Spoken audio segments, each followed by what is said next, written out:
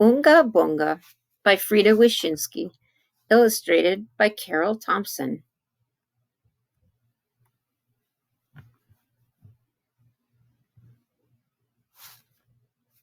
Nobody could make baby Louise stop crying. Her mother tried. She held her close and sang a lullaby, but that didn't help. Louise kept on crying until her tears ran like rivers to the sea. Her father tried. He rocked her gently in his arms and whispered softly in her ear. But that didn't help. Louise kept on crying until her wails shook the pictures off the walls. Grandma tried. She gave her a nice warm bottle and said, "Eat, eat." But that didn't help. Louise kept on crying until her sobs woke all the dogs and cats on the block. Grandpa tried. He played a happy tune on his harmonica and did a little jig. But that didn't help. Louise kept on crying till the birds flew out of the trees and the squirrels scampered away.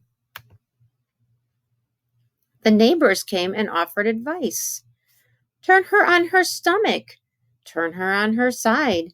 Play Mozart. Play rock and roll. But nothing helped. Louise kept on crying. Then her brother Daniel came home from school. "Oonga Boonga," he said to Louise. Louise looked up, tears streaming down her face. "Oonga Boonga," he repeated. Louise stopped sobbing and looked him straight in the eye. "Oonga Boonga," said Daniel again. Louise broke into a smile. "How did you do that?" asked his mother. "It's easy, you just say Oonga Boonga," said Daniel. "Oonga Boonga," said his mother. "Oonga Boonga," said his father. "Oonga Boonga," said Grandma and Grandpa. "See," said Daniel, "she likes it." And sure enough, she did. Louise was smiling from ear to ear. "Oonga Boonga," said everyone in unison. "I'm going out to play," said Daniel. "Be back at 6 for dinner," said his mother. But as soon as he left, Louise's smile faded. Slowly, a tear rolled down her cheek, followed by another and then another, and soon she was crying as loudly as before. "Oonga Boonga," said her mother. "Oonga Boonga," said her father. "Oonga Boonga," said Grandma and Grandpa. But nothing helped. Louise kept on crying. "What's wrong?" said Daniel.